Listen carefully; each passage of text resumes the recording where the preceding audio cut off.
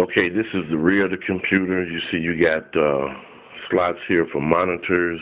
You got a total of 6. You got 2, 4, 6 USB ports here, Ethernet port, your jacks for your sound card, uh, your plug-in for your keyboard.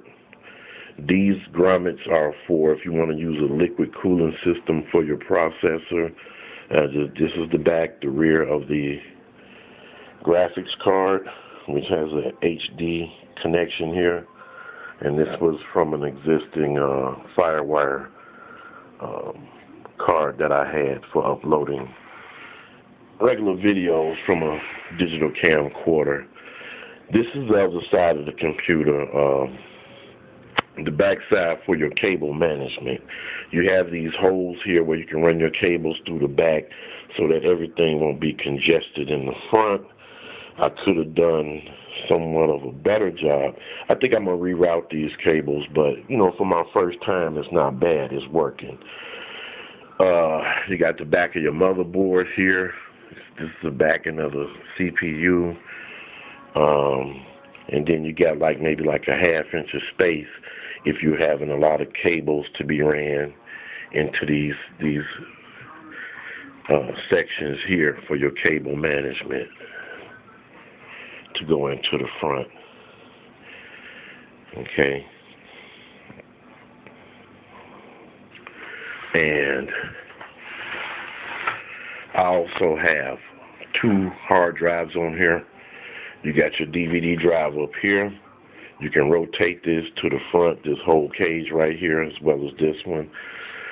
Here I have a regular mechanical hard drive. This one is a solid drive, SSD drive. It gives me more space. Some people like to put their operating systems on the SSD drive because it makes it boots up faster. I left my operating system on the regular mechanical drive because with Windows 7, it only takes 23 seconds to boot from the time it leaves the BIOS window. And that's pretty fast, so there's no need for me to really kind of go into that. Also, like I said, I have a Zeus motherboard, Coolmaster cooler, graphics card, and a FireWire card. Air management is very good on this case. There's a lot of ventilation on this case. And even with the way this case is made, this Coolmaster case, I could have gotten by with using the stock fan that came with the processor. But I went on ahead just to play it safe, put this Coolmaster CPU cooler on it. And you have to have a plan on how you're going to route things when you put a computer together, especially for your airflow, because that's kind of critical to all the components on the inside.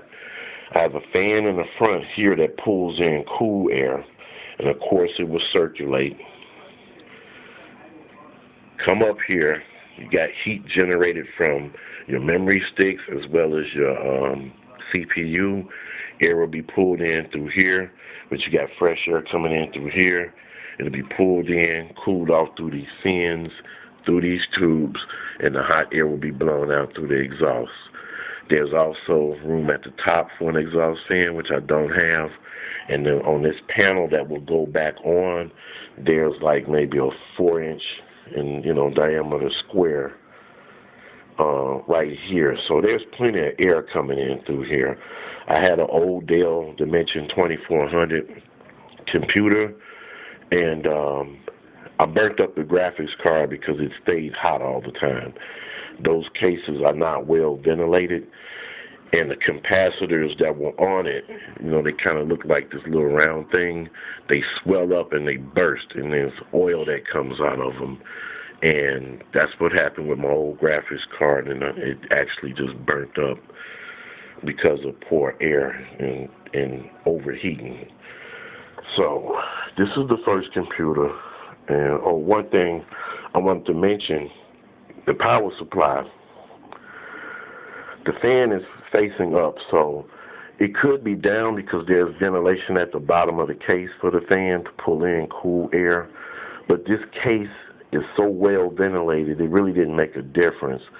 So also with cool air being drawn in through here, through the front, if warm air is coming up through here, it's going to be pulled out through the exhaust fan here. And plus there's like another section on the cover case right here where fresh air is coming in, where a fan could also be mounted. So it's not a big deal on how I have this here with the power supply.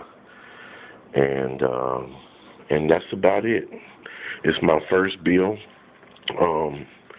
This thing has an i5 processor that I got from Micro Center. They had a sale that you just couldn't beat. An i5 processor with an Asus motherboard for $89. Couldn't beat that with a stick. So that's what I went with. And altogether, I would say I think I spent like maybe $500 to put this together. I got 8 gigs of memory in it, but it only has 2 memory slots. But you can make your configurations with the memory storage by, what size stick you get. But right now, this has 8 gigs of memory. It can be expandable up to 16 gigs, which is probably enough to last you for the next 8 years or so, because it's just about everything on the shelf now, even in this part of 2012 in January, is coming off the shelf with 4 gigs of memory.